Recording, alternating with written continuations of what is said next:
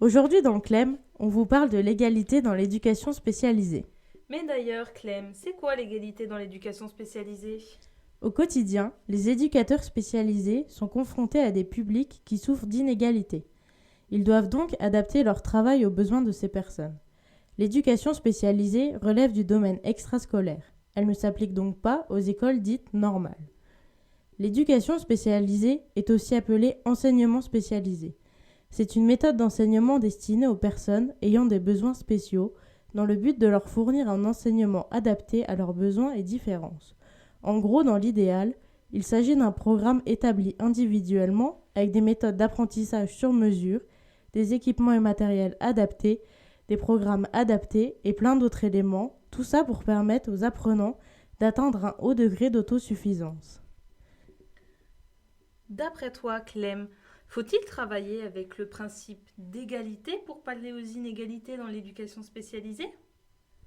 Ou alors serait-il plus juste, selon toi, d'utiliser l'équité dans l'éducation avec l'égalité qui ne serait pas adaptée?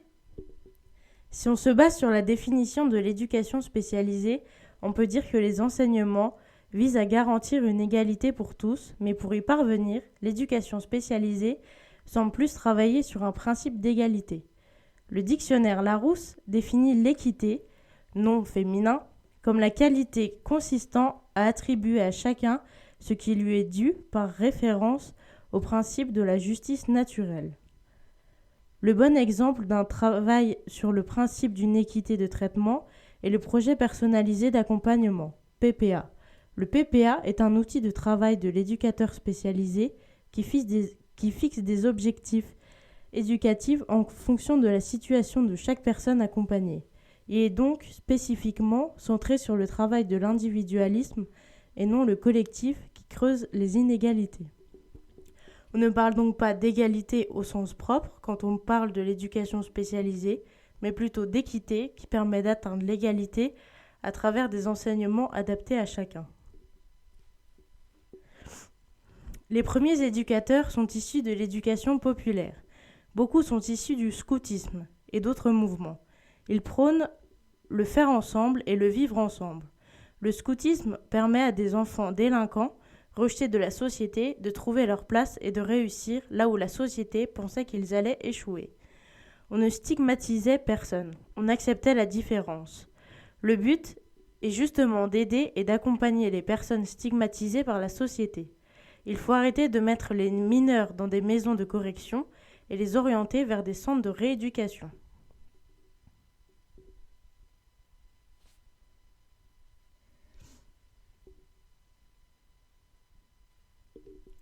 Ainsi, la punition laissait place à l'éducation par des ateliers créatifs comme la musique, le théâtre ou le sport, et le jeune pouvait reconstruire sa vie.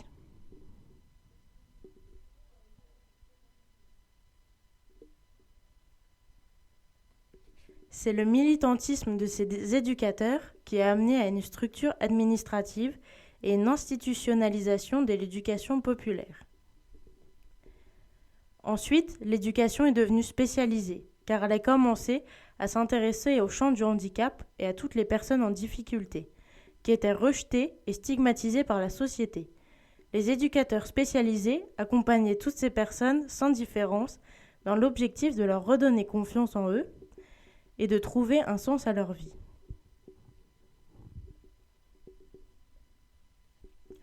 On peut donc dire que de tout temps, les éducateurs spécialisés sont des acteurs privilégiés de l'éducation populaire. Ils ont créé leur propre vision de l'éducation populaire, avec des valeurs qui leur sont chères comme la bienveillance et le non-jugement. Ils pratiquent l'éducation populaire même s'ils sont dans des institutions.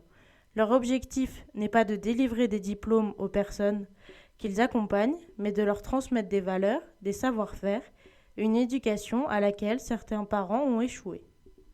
Et voilà, nous avons fini pour l'égalité dans l'éducation spécialisée avec Clem. À bientôt!